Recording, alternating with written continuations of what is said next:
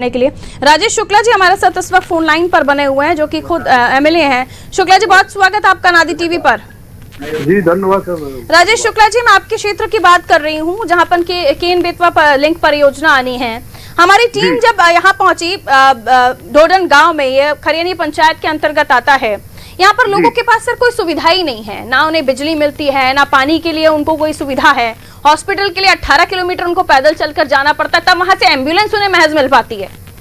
बिल्कुल, मैं आपकी बात से पूर्णतः सहमत हूँ और इसका मैंने विधानसभा में प्रश्न भी उठाया था और मांग की थी अध्यक्ष के माध्यम से वन मंत्री से। हाँ। क्योंकि ये टाइगर प्रोजेक्ट में भी आता है और केन बेतवा लिंक में आता है। ठीक है। तो मैंने मांग रखी थी कि ऐसा कहाँ कौन सा नियम है कि जब तक आदमी को व्यवस्थापित नहीं किया जाए उसको मूलभूत सुविधा न दी जाए। तो मैंने विधानसभा अध्यक्ष पूर्व जब सरकार थी तो एनपी प्रजापति साहब ने जब कमेटी गठित की थी इसमें जी, लेकिन आज तक उसमें कोई कार्रवाई नहीं हुई। मैं भी इस बात से दुखी हूँ कि उन ढोड़न गांव नहीं है, ढोड़न, पलकवाहा, खरयानी, सुकवाहा, मैनारी, करीब 5 गांव ऐसे हैं जो मूलभूत सुविधाओं से बहुत बुरी तरह वंचित हैं और बहुत कष्ट भोग रहे हैं। ठीक है राजेश शुक्ला जी, 2 बातें हैं। एक तो आपने कहा कि आपने कई बार ये बात ऊपर रखी कि यहाँ के लोग अगर विस्थापित नहीं होंगे तो इन्हें क्या फायदा नहीं मिलेगा, इन्हें क्या आवास नहीं मिलेगा, इन्हें क्या बिजली पानी नहीं मिलेगा। दूसरी बात, अगर यहाँ पर डैम बनना ही है जो प्रस्तावित है, अब जो 2 स्टेट का विवाद था वो भी खत्म हो गया है, तो अगर इन्हें प्रधानमंत्री आवास यहाँ बना देते हैं तो वो भी पैसे का वेस्टेज ही होगा। अगर इन्हें दूसरी जगह विस्थापित कर अच्छी सुविधाएं दी जाती हैं, उनके आसपास स्कूल बनवाए जाते हैं, शौचालय बनवाए जाते हैं, तो वो हमेशा के लिए हो जाएगा ना सर। नहीं, वो उस गांव के सभी लोग बिल्कुल तैयार हैं कि हमें व्यवस्थापन का जो राशि है तो फिर आपकी एक्टिविटीज या आपका लिया हुआ एक्शन किस तरफ होना चाहिए? आप इन्हें जल्दी से जल्दी विस्थापित करवाइए और जल्दी से जल्दी इन्हें व्यवस्थाएं दिलवाइए। बिल्कुल मैडम, मेरा प्रयास है। आपकी लड़ाई अगर यहाँ पर इन्हें रोकने की है तो गलत हो जाएगा ना सर। ये आप यहीं रुकिए, हम आपको यही सुविधाएं दिलवाते हैं।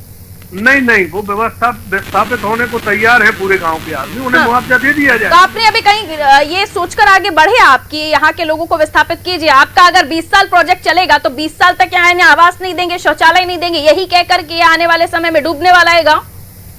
बिल्कुल, जो प्रश्न आपका है मैं भी प्रश्न यही करता हूँ सरकार से कि इन गरीबों को, बहुत आदिवासी क्षेत्र है और बहुत पीड़ित क्षेत्र है, अब आगे क्या शुक्ला जी? ये आपने लिखित में दे दिया, लेकिन ये गांव के लोग तो अब ऐसे न जाने कब तक ऐसे ही रहेंगे। इन्हें कब तक सरकार विस्थापित नहीं करेगी, जब तक इन्हें पूरी जिंदगी ऐसे ही गुजारनी पड़ेगी, ना इन्हें सड़क मिलती है, ना इन्हें अस्पताल मिलता है।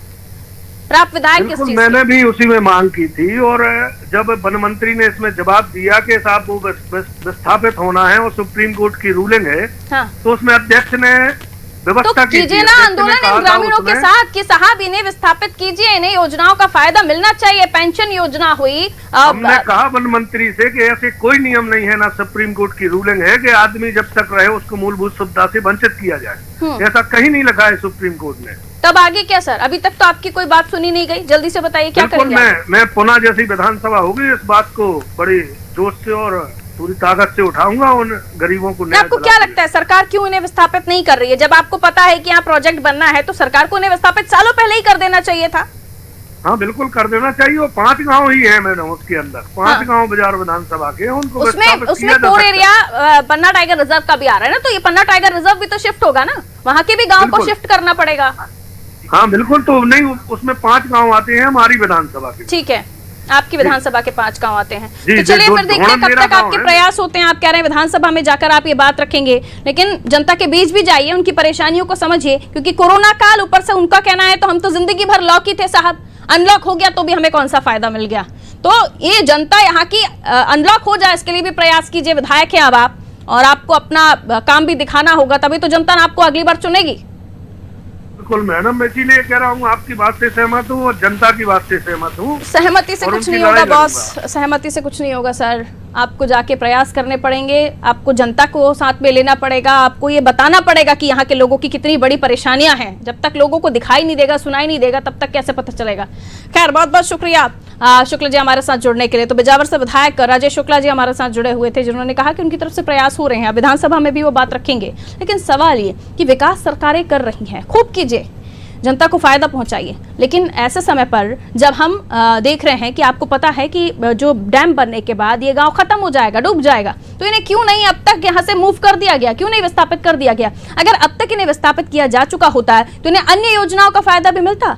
आवास योजना, शौचालय योजना, ये अलग जगहों से अपने आधार कार्ड में अपने गाँव का नाम लिखवाते, अपने तहसील का नाम लिखवाते, लेकिन देर हो गई बहुत। अब देखते हैं कि और कितनी देर इन्हें और कितने दिनों तक, सालों तक इन्हें झेलना पड़ता है। इस सरकार के कानों तक ये बात जाएगी और इन्हें जल्द से जल्द विस्थापित किया जाएगा या फिर योजनाओं का फायदा दिलवाया जाएगा, क्योंकि गलती इनकी नहीं है, गलती आपकी है कि आपका प्रोजेक्ट लेट हो रहा है। उन्हें व्यवस्थाएं मिलनी चाहिए, उन्हें सुविधाएं मिलनी चाहिए। फिलहाल मुझे दीजिए इजाजत और खबरों के लिए आप देखते रहिए अनादि टीवी। रखिए अपना ख्याल। नमस्कार।